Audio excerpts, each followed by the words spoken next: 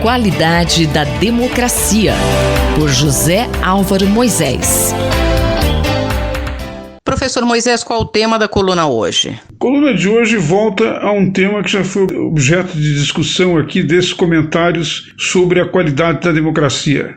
Trata-se da discussão relativa ao que estabelece o artigo 142 da Constituição Federal e que alguns juristas ligados ao governo do presidente Jair Bolsonaro tenderam a interpretar como se autorizasse as Forças Armadas, se convocadas pelo presidente da República, a desempenhar um papel de moderação entre um suposto conflito entre poderes.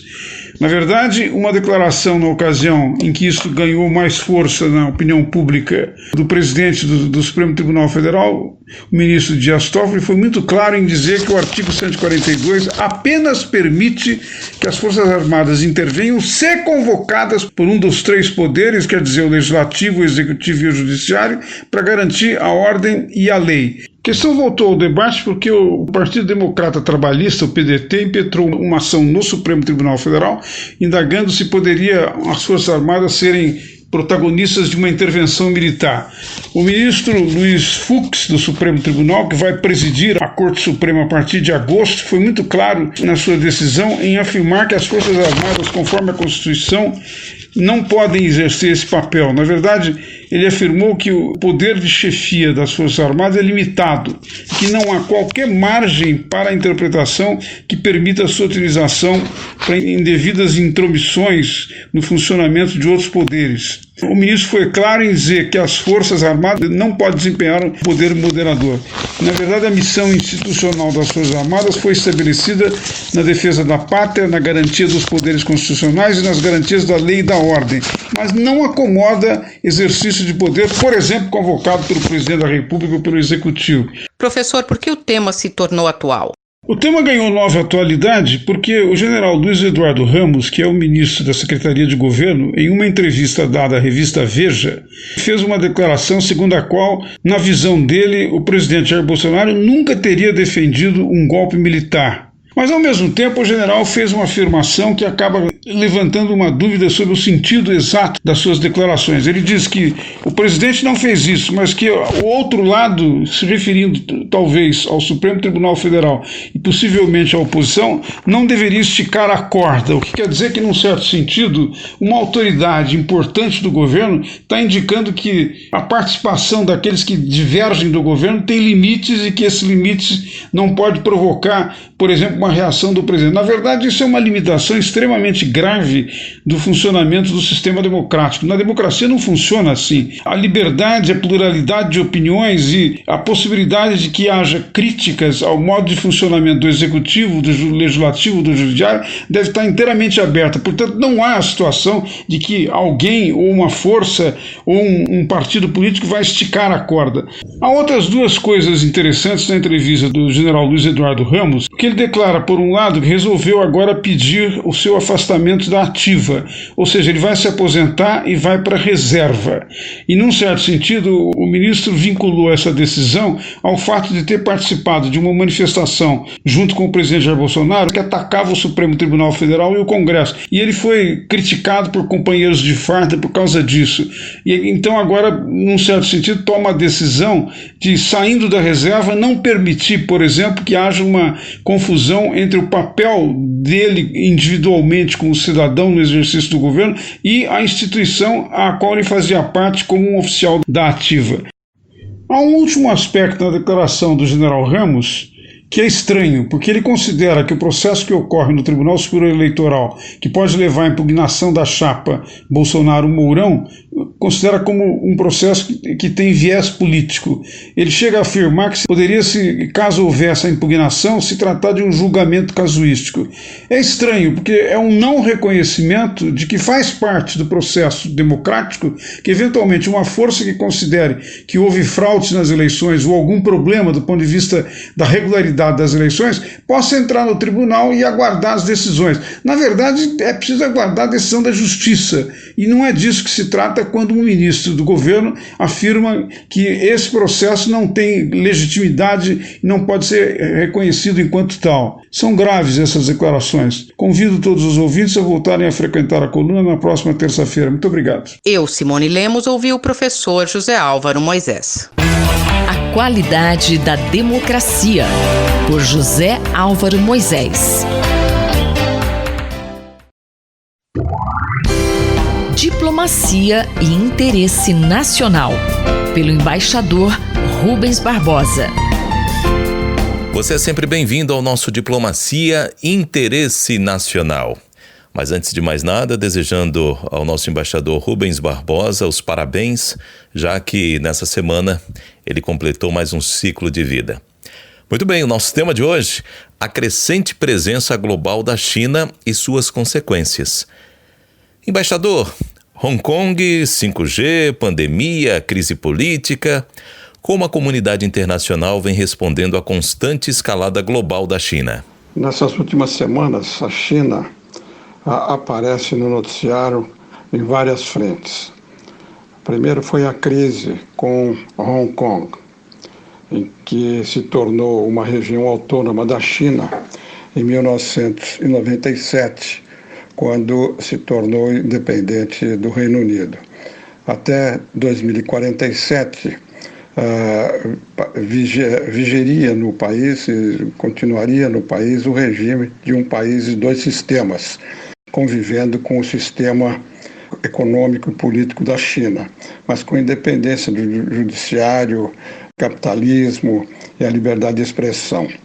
Em 2019 começou a crise com a tentativa de aprovação pelo Congresso de Hong Kong de uma lei de extradição, que permitiria a extradição de prisioneiros de Hong Kong por razões políticas e outras para a China. Houve uma grande reação, o governo chinês abandonou essa ideia e agora, em 2020, recentemente aprovou o Congresso do Partido e aprovou uma lei de segurança nacional, punindo a subversão e a ameaça de secessão de Hong Kong, modificando, portanto, o estatuto jurídico de Hong Kong. Houve reação interna e uma grande reação do Reino Unido, da Europa e dos Estados Unidos. No caso dos Estados Unidos, o governo Trump decidiu mudar o regime que favorecia Hong Kong através de medidas financeiras e econômicas positivas e deu mesmo um incentivo para a saída de empresas americanas lá da China e ameaçou impor sanções a políticas e as novas tarifas.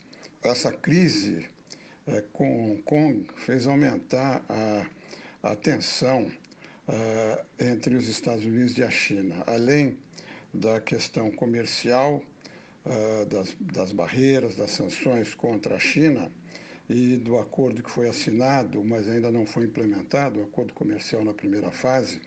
Também houve uma escalada na disputa tecnológica por causa da tecnologia do 5G, em que há uma campanha americana para impedir que países comprem essa tecnologia.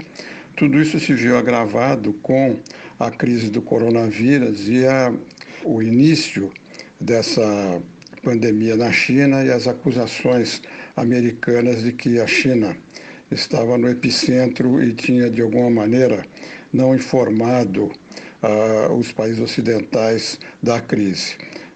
Em cima disso tudo, vem agora essa crise geopolítica, com a crise de Hong Kong, a ameaça também por movimentações navais perto de Taiwan e também nas costas da Malásia, do Vietnã e em outra frente com a Índia, onde houve escaramuças com tropas indianas. Recentemente, na semana passada, a própria NATO, a OTAN, que é a aliança militar do Ocidente, agora já no começo de junho, interpretando essa posição mais assertiva da China, que passou também a responder concretamente às acusações sobre a origem da pandemia, a maneira como foi tratada essa questão, passou a ver a China dentro de uma política de intimidação e de coerção e fez subir a China na agenda da OTAN. Quase chegou a ser considerada como um novo inimigo e se tratou de meios e modos para conter a China, a exemplo do que está fazendo os Estados Unidos. Isso tudo no meio de tensões internas na OTAN, com a ameaça dos Estados Unidos de retirar 10 mil soldados da Alemanha. Então, essa questão da China e a relação no sudeste da Ásia, no Mar do Sul da China, é uma região de grande tensão cuja tendência é aumentar gradualmente. Eu sou o Mário Santi e conversei com o embaixador Rubens Barbosa. Diplomacia e interesse nacional, pelo embaixador Rubens Barbosa.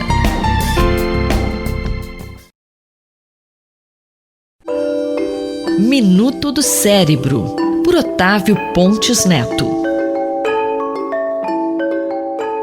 Professor Otávio, o que é trombectomia mecânica? A trombectomia mecânica é uma técnica que surgiu nos últimos anos para o tratamento do acidente vascular cerebral isquêmico causado por entupimento de grandes artérias do cérebro.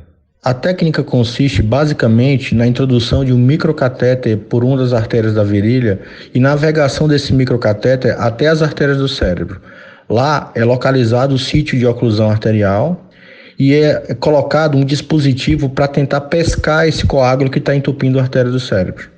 Essa técnica, quando utilizada nas primeiras horas do início dos sintomas do AVC, pode desentupir a artéria do cérebro que está entupida e assim diminuir muito a chance de sequelas neurológicas. Apesar de já ser aprovada pela Anvisa e utilizada em vários hospitais no Brasil, esta técnica ainda não foi incorporada pelo Sistema Único de Saúde. E o que falta para o SUS incorporar esse tratamento? Olha, felizmente, um passo importante para essa incorporação aconteceu essa semana com a publicação do estudo Resilient no principal jornal médico do mundo, a New England Journal of Medicine. Esse estudo 100% brasileiro, realizado em 12 hospitais do SUS por pesquisadores da Rede Nacional de Pesquisa em AVC, mostrou que a trombectomia mecânica, quando associada ao tratamento médico padrão, ela aumenta de 20% para 35% a chance dos indivíduos, pacientes, ficarem funcionalmente independentes e sem sequelas graves por causa do AVC. Esses resultados estão sendo encaminhados ao Ministério da Saúde e devem fortalecer muito a solicitação de incorporação desse tipo de tratamento no SUS. Nós ouvimos o professor Otávio Pontes Neto, da Faculdade de Medicina da USP, em Ribeirão Preto. Rita Estela, para a Rádio USP. Minuto do Cérebro, por Otávio Pontes Neto.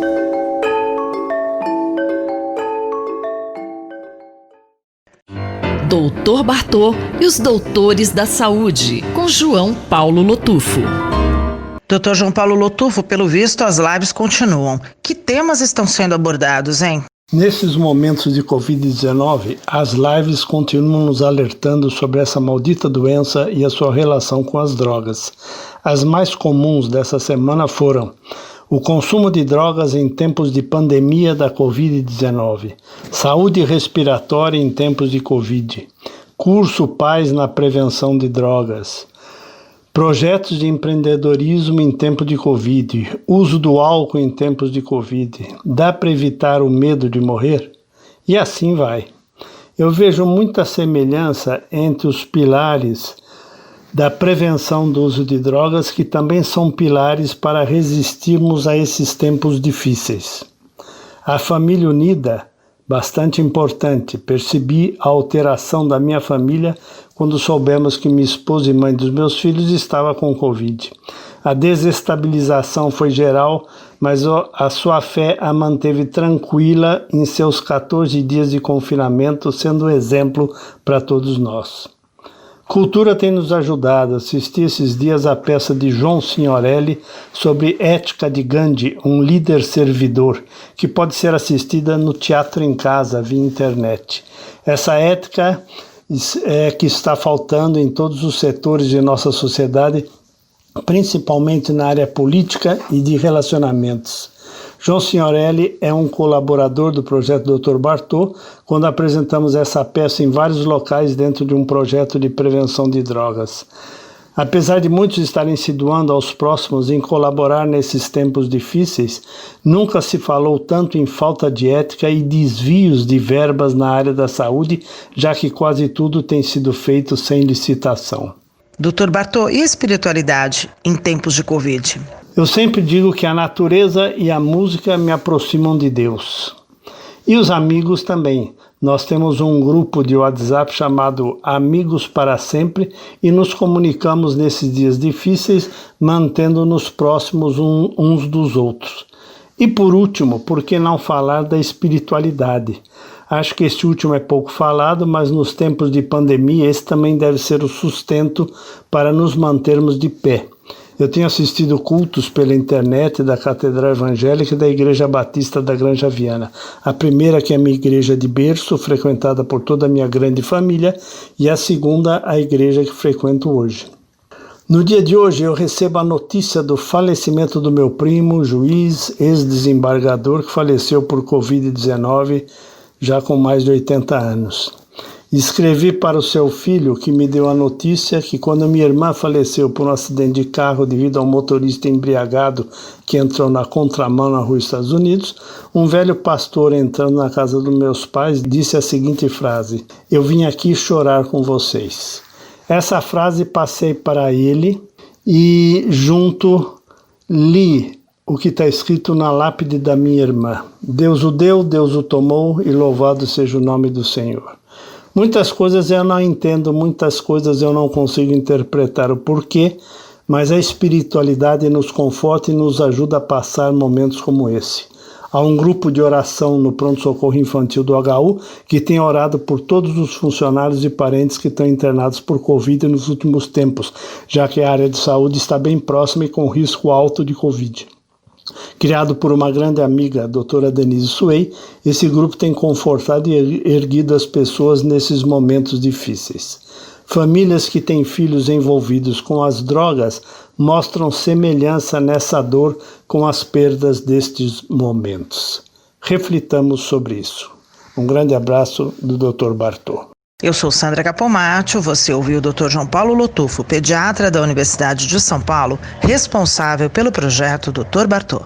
Dr. Bartô e os doutores da saúde, com João Paulo Lotufo. Um olhar sobre o mundo, com Alberto do Amaral Júnior. Professor Alberto do Amaral, o que dizer sobre a relação entre a política e os militares no Brasil? O assunto da minha coluna de hoje não poderia ser outro: a relação entre os militares e a política. Isto por causa de uma polêmica gerada pela interpretação estranha, eu diria absurda, do artigo 142 da Constituição. Vamos a algumas perguntas. Primeira, nas democracias consolidadas, como os Estados Unidos, o Reino Unido, a França e a Alemanha, os militares intervêm na política? A resposta é um sonoro não. Um conservador americano, Samuel Huntington, professor de Harvard, recentemente falecido, num livro clássico, O Soldado e o Estado, disse claramente que os militares devem estar subordinados ao poder civil. Uma segunda pergunta: os militares na Constituição brasileira têm algum poder moderador? Isto é, têm o poder de resolver conflitos entre o executivo e o legislativo, entre o executivo e o judiciário? Não. A resposta não poderia ser outra. É um sonoro não igualmente. Isto porque poder moderador não existe no Brasil desde a Constituição Republicana de 1891. O poder moderador pertencia ao imperador. Foi estabelecido na Constituição de 1824 e perdurou até 1891. Na República não existe poder moderador. Se as Forças Armadas fossem o poder moderador, isso contrariaria a Constituição. porque na Constituição há só 3 poderes: legislativo, executivo e judiciário. E teríamos um 4º poder que a Constituição não prevê, que seriam as Forças Armadas. Logo, a resposta também é negativa. E o que diz o artigo 142 da Constituição? O artigo 142 da Constituição regula as atribuições das Forças Armadas. Diz que o presidente da República é o comandante supremo das Forças Armadas e diz também que as Forças Armadas devem ser empregadas para a defesa da pátria e para a resolução de conflitos entre poderes. Dizer que o presidente da República é o comandante supremo não quer dizer que ele pode fazer o que ele quiser. Ele só pode fazer aquilo que a Constituição estabelece. Dizer que as Forças Armadas podem ser empregadas para a resolução de conflitos entre poderes é a mesma coisa. A Constituição é que dita quando isso poderá acontecer. Exemplo, a ocorrência de estado de sítio, a ocorrência de estado de defesa, isso exige aprovação de outros órgãos. O Congresso Nacional, por exemplo, precisa aprovar a decretação de estado de sítio pelo presidente da República. Isso exige um procedimento, não é uma atitude isolada do presidente da República. Transformar, assim, as Forças Armadas num poder moderador, como quer essa estranha e absurda interpretação, seria equiparar o povo a uma criança. E seria equiparar as Forças Armadas a um pai que sabe qual é a felicidade do seu filho. Isso estaria absolutamente contra o Estado de Direito democrático previsto pela Constituição. Nós estaríamos diante de uma ditadura, de uma tutela das Forças Armadas por parte das suas forças em relação ao Estado brasileiro. Então, o que fazer, professor Alberto do Amaral? O que o Brasil precisa? Na verdade, o que nós precisamos no Brasil é de uma lição civilizatória. Essa lição civilizatória já nos foi dada há mais de 250 anos. Já antes da Revolução Francesa e depois com ela, com a Revolução Americana, consagrou-se o princípio de que todos são iguais perante a lei. O general e o cabo e o soldado são iguais perante a lei. O presidente precisa parar de estimular conflitos institucionais, precisa deixar de estimular a invasão a hospitais, precisa deixar de dizer que ordens absurdas não se cumprem, porque quem diz a última palavra na democracia é o Supremo Tribunal Federal e não é o presidente da República. Enfim, o presidente da República precisa aprender a lição da democracia, de que a democracia é o governo das leis e não o governo dos homens. Eu sou Sandra Capomatti, você ouviu o professor de Direito Internacional Alberto do Amaral Júnior, da Faculdade de Direito da Universidade de São Paulo. Um olhar sobre o mundo, com Alberto do Amaral Júnior.